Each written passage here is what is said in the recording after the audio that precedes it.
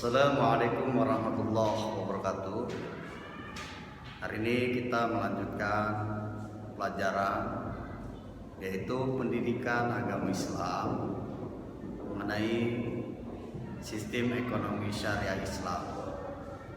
Minggu lalu Bapak sudah menjelaskan tentang syarat dan rukun jual beli. Hari ini Bapak akan menjelaskan bentuk jual beli.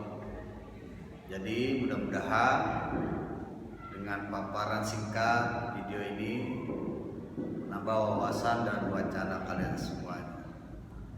Selamat menyimak dan selamat menyaksikan. Yang pertama adalah bentuk jual beli. Di dalam Islam, jual beli ini sangat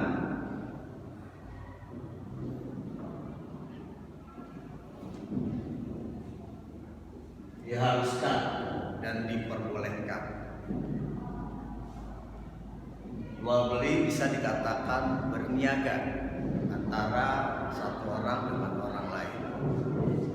Lalu bentuk-bentuk jual beli yang pertama adalah jual beli yang sah tetapi terlarang. Jual beli yang sah tetapi terlarang ini ada beberapa contoh. Jadi jual belinya sah tetapi terlarang. Yang pertama adalah menyakiti perasaan pembeli. Jadi ketika kita berniaga dengan seseorang teman tetangga, tidak boleh sekali-kali kita menyakiti perasaan pembeli. Lalu yang kedua, menaikkan harga sangat tinggi sehingga meresahkan masyarakat.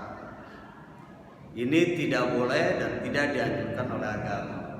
Jual belinya sah tetapi terlarang. Lebih baik kita meninggalkan hal atau kegiatan yang tidak diridhoi Allah Subhanahu wa taala. Jadi kalau kita menjual barang itu nilainya adalah standar saja, tidak boleh terlalu tinggi mengambil sebuah keuntungan. Lalu yang C, ketiga adalah jual beli yang sah tetapi terlarang. Jual beli yang dilakukan pada saat akan melaksanakan atau menunaikan sholat Jumat. Mengapa ini terlarang? Tidak dianjurkan. Khawatir pada saat penjual dan pembeli dia asik-asiknya sedang menawarkan barangnya sehingga lupa, sehingga menjadi lalai untuk melaksanakan satu kewajiban yaitu sholat Jumat berjamaah. Lalu bentuk jual beli yang sah tetapi terlarang ini ada membeli atau menjual barang yang sedang ditawar oleh orang lain. Jadi tidak boleh. Jangan sekali-kali ketika ada seorang menawar lalu kita ikut menawar. Biarkan saja dulu sampai orang itu selesai. Atau kita sampai melakukan sebuah tandingan, katakanlah misalnya berani harga berapa? 10.000. Kamu naikin jadi 20.000, 30.000, 40.000. Ini jadi akan masuk di dalam hati. Jadi manas-manasin hati antara pembeli satu dengan pembeli yang lain. Membeli atau menjual barang yang sedang ditawar orang yang masih dalam masa khiyar, ya tidak boleh. Jadi tunggu ketika masa khiyar itu telah selesai. Kemudian adalah masa memilih untuk melanjutkan atau transaksinya seseorang dalam jual beli. Sebagaimana hadis dari Rawahul Bukhari yang berbunyi an Abi Umar qala Rasulullah sallallahu alaihi wasallam la yabi'u ba'dukum ala ba'd bai'ahu Rawahul Bukhari.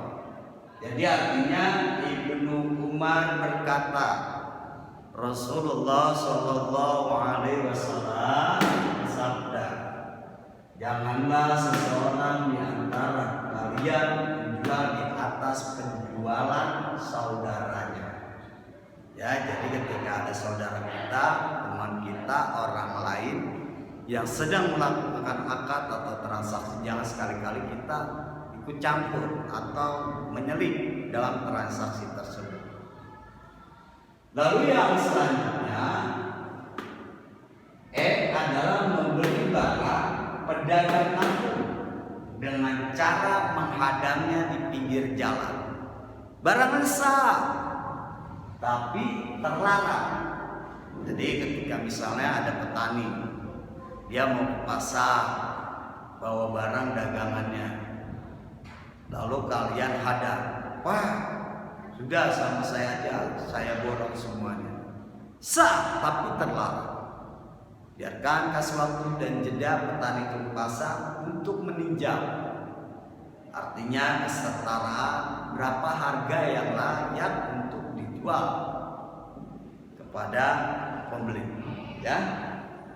Jadi membeli barang pedagang kaki dengan cara hadangnya di pinggir jalan sebelum pedagang itu harga, ini adalah jual beli yang sah tetapi terlarang. Lalu yang selanjutnya adalah membeli barang untuk ditimbun. Nah, ini membeli barang untuk ditimbun juga dilarang. Artinya dia memasok barang sebanyak-banyaknya, kemudian kelak menaikkan harga setinggi-tingginya untuk mengambil keuntungan sehingga meresahkan masyarakat atau warga. Ini juga dilarang. Sah jualnya tapi dilarang. Lalu selanjutnya adalah memperjualbelikan barang yang sah tetapi untuk maksiat. Ya, perjualbelikan barang yang sah tetapi untuk maksiat. Contohnya misalnya jual ayam jago, lalu ketika seorang sudah membeli ayam jago tersebut, ayam jagonya itu untuk diadu, ini tidak boleh, terlarang. Kalau kita sudah membeli ayam jago, sebaiknya kita rawat, kita ternak, biar dia menghasilkan. Lalu selanjutnya adalah jual beli dengan maksud untuk menipu. Jual beli dengan maksud untuk menipu artinya seperti ini. Ketika kita menjual barang kita, itu harusnya kualitas, ya, bukan hanya kuantitas. Jadi ketika kita sebagai pembeli, kita juga harus pintar dan pandai. Jangan dilihat depannya bagus, bungkusnya bagus, dari depan kelihatannya di iklan luar biasa, tapi pada saat kita sudah beli, sudah di tangan kita, ternyata ini di luar ekspektasi kita. Misalnya kalian membeli sesuatu barang, tapi ketika barang itu sudah datang, tentunya benda itu ada yang cacat. Tidak boleh. Jadi kalau kita menjual barang kepada pembeli, itu harus benar-benar diberitahu. Bu, Pak, saya jual baju, robeknya dikit di tangan atau di kantong. Seperti itu dijelaskan, agar segala sesuatu yang kita jual kepada pembeli, nantinya pembeli itu akan ridho kepada kita. Lalu selanjutnya selanjutnya adalah